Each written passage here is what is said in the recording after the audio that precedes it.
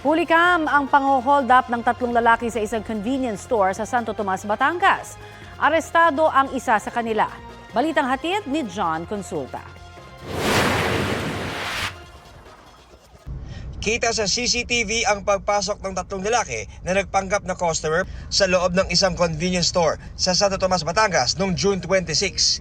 Maya-maya lang, makikitang tinutukan ng baril at nagdeklara na ng hold up ang mga suspect na agad dinala sa likuran ng establishmento ang mga empleyado.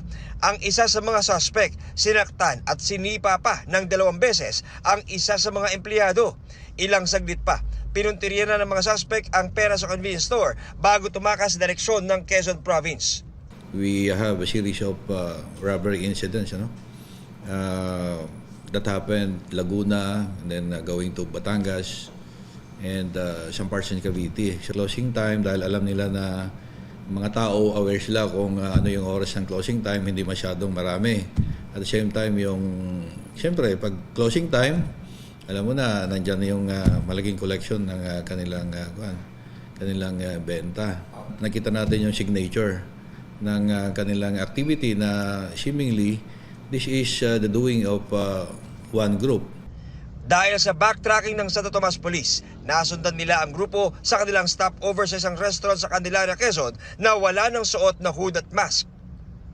Sa pag-backtracking at pag-review namin ng mga footages, I think in Candelaria ay medyo nag-relax itong grupo.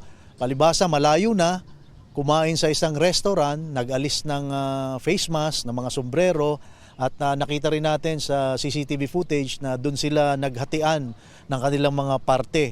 So at that time, nakakuha tayo ng mga identity. Sa hot pursuit operation ng Santo Tomas Police, naaresto ang isa sa mga suspect na kasama ang kanyang damit na ginamit sa panloloob. Siya ang nakunan ng CCTV na nananakit sa isa sa mga hinold up na empleyado.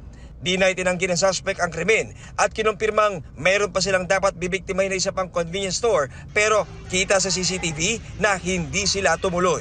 Bakit ka nga nag-U-turn dun sa ano? Kasi po sir, may police daw po na-duty. Bumalik ulit kami, nandun pa rin daw po, kaya sa iba na lang po kami umanap ng hold up. Patuloy ang follow-up operation laban sa ibang kasamahan ng suspect. John Consulta, nagbabalita para sa GMA Integrated News.